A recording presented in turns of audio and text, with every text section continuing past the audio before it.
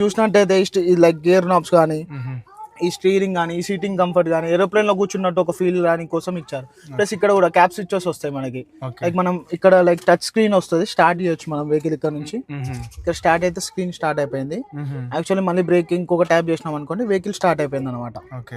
అట్లా మనకి ఇక్కడ ఇచ్చారు లైక్ ఇవన్నీ ఏరోప్లేన్ లో ఉన్నట్టు like 360 degree camera, auto parking, like మళ్ళీ ఇదేంటంటే పార్కింగ్ ఇండికేటర్స్. మనకి ఇక్కడ నుంచి టెయిల్ గేట్ కూడా ఓపెన్ అవుతుందండి. ఇది వచ్చేసి మనం డోర్ ఓపెన్ అప్పుడు లైట్స్ కానీ అవన్నీ ఆన్ కానీ కోసం ఇక్కడ మైనస్ కనిపిస్తున్నాయి కదా. లైక్ ఈ ప్లస్ వస్తున్నాం అనుకోండి, ఇక్కడ మీరు చూసినట్టయితే L1, L2, L3 అని కనిపిస్తుంది మీకు. ఇక్కడ ఇట్లా L3 లాగా లెవెల్స్ ఉంటాయి.